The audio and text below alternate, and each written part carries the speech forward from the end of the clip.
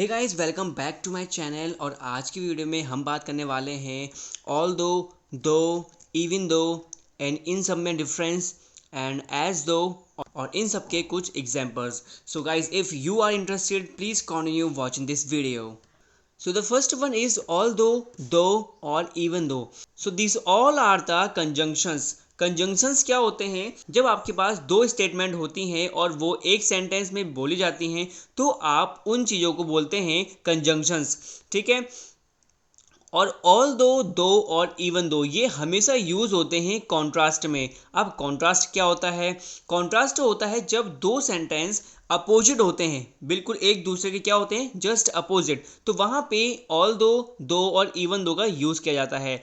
Use in opposite sentences something very different. तो कोई भी सेंटेंस अगर आपका बिल्कुल अपोजिट है और डिफरेंट है तो आप यूज़ करते हैं ऑल दो और इवन दो का. राइट. सो सबसे पहले ऑल दो और दो में क्या डिफरेंस होता है? देखिए, बेसिकली जो ऑल दो है ये इसका शॉर्ट नेम है दो. ठीक है. मतलब कि जो दो है ये लिटिल बिट मोर इनफॉर्मल, मतलब ये थोड़ा ज़्यादा इनफॉर्मल है. बेसिकली ये दोनों ही इनफॉर्मल हैं बट जो दो है ज़्यादा इनफॉर्मल है. ठीक है. अब दो का यूज़ कहाँ किया जाता है? देखिए, दो किसी भी सेंटेंस के बिगनिंग में, मिडिल में और एंड में आप दो को कहीं भी यूज़ कर सकते हैं. जब बात आती है ऑल दो की तो ऑल दो को आप हमेशा सेंटेंस के बिगनिंग में और मिडिल में यूज़ करेंगे. आप कभी भी इसको सेंटेंस के एंड में यूज़ नहीं करेंगे, वो गलत हो जाएगा. राइट. सो इन दोनों में बेसिकली कोई भी डिफरेंस नहीं है. ये जो दो है इसका शॉर्ट फॉर्म है ऑल दो का. राइट. सो यहाँ पे आप कुछ एग्जाम्पल्स ले लेते हैं हम. पहला है ऑल दो the exam was difficult I think I did well. हालांकि एग्ज़ाम कठिन था, मुझे लगता है मैंने अच्छा किया. ठीक है. अब देखिए यहाँ पे क्या है, एक वर्ड है डिफ़िकल्ट और उसका अपोजिट क्या है, वेल. मतलब कि एग्ज़ाम बहुत ज़्यादा डिफ़िकल्ट था लेकिन मैंने अच्छा किया. तो दोनों अपोजिट हैं. और यहाँ पे हमने क्या यूज़ किया है, ऑल दो. और ऑल दो का हमेशा सेंटेंस के स्टार्टिंग में यूज़ करते हैं या मिडिल में, कभी भी एंड में नहीं यूज़ करेंगे. इसको दूसरे फॉर्म में लिखा गया है I think I did well दो द एग्ज़ाम वॉज डिफ़िकल्ट. ठीक है. इसका मतलब क्या है, सेम मीनिंग है, मुझे लगता है मैंने अच्छा किया हालांकि एग्ज़ाम कठिन था. ठीक है. सो दोनों का स्टेटमेंट सेम है लेकिन यहाँ पे जो दो है इसको सेंटेंस के बीच में यूज़ किया है. और देखिए, एक चीज़ यहाँ पे समझने वाली है कि जब भी आप दो को सेंटेंस के बीच में यूज़ करेंगे तो यहाँ पे हमें कोई भी कॉमा का यूज़ नहीं करना है. राइट. अब यहाँ पे हमने ऑल दो को स्टार्टिंग में यूज़ किया था तो हमने यहाँ पे कॉमा का यूज़ किया है. ठीक है. तो जब भी ऑल दो या दो को हम सेंटेंस के बीच में यूज़ करेंगे तो हमें कॉमा का यूज़ नहीं करना है. The exam was difficult I think I did well दो. तो यहाँ पे हमने दो को सेंटेंस के एंड में यूज़ किया है. ठीक है. ओके. तो इसका मतलब क्या है, एग्ज़ाम कठिन था, मुझे लगता है मैंने अच्छा किया हालांकि. ठीक है. तो मतलब बेसिकली इनका मीनिंग सेम ही है कि एग्ज़ाम बहुत ज़्यादा कठिन था, मुझे लगता है मैंने अच्छा किया हालांकि, कि मतलब एग्ज़ाम कठिन था लेकिन फिर भी मैंने अच्छा किया है मेरे हिसाब से, मुझे ऐसा लगता है. राइट. सो ये जो सेंटेंस के आप एंड में दो का यूज़ करते हैं ये बहुत ज़्यादा इनफॉर्मल हो जाता है. ठीक है.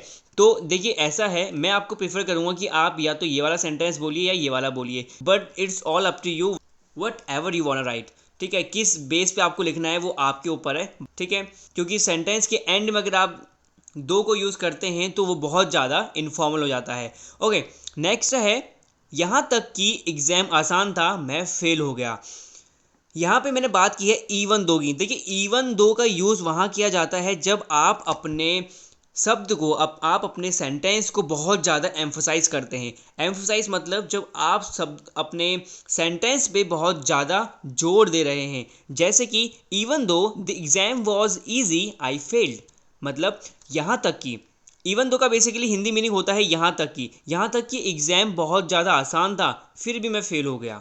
ठीक है. तो यहाँ पे क्या यूज़ किया है, इवन दो, मतलब बहुत ज़्यादा एम्फोसाइज करने के लिए अपने सेंटेंस को आप यूज़ करेंगे इवन दो का. तो यहाँ पे मैंने दो इंस्ट्रक्शन लिखे हैं कि अगर आप स्टार्टिंग में अगर ऑल दो या दो का यूज़ करते हैं तो आपको कॉमा यूज़ करना है.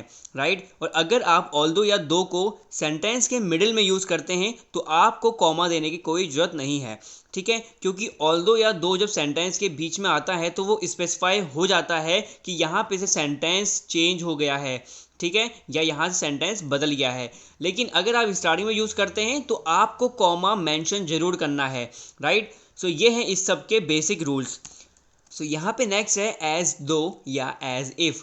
तो बेसिकली एज इफ़ स्पीकिंग में बहुत ज़्यादा यूज़ होता है और बहुत ज़्यादा फेमस है कंपेयर टू एज दो के, ठीक है, बट आप दोनों में से कुछ भी यूज़ कर सकते हैं, बोथ आर ऑलमोस्ट सेम। जैसे कि इसके एग्जाम्पल और सेंटेंसेस हैं, वो ऐसे बोलता है मानो जैसे वो हीरो हो।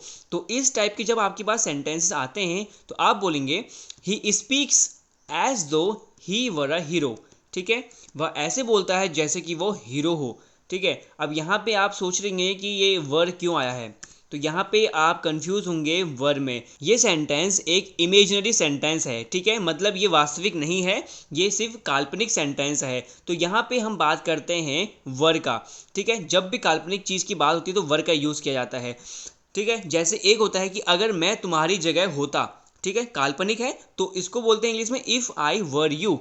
वहाँ पे आप ये नहीं करेंगे कि आई वॉज नहीं बोलेंगे, इमेजिनरी सेंटेंस है तो बेसिकली वहाँ पे क्या आएगा, वर का यूज़ होगा।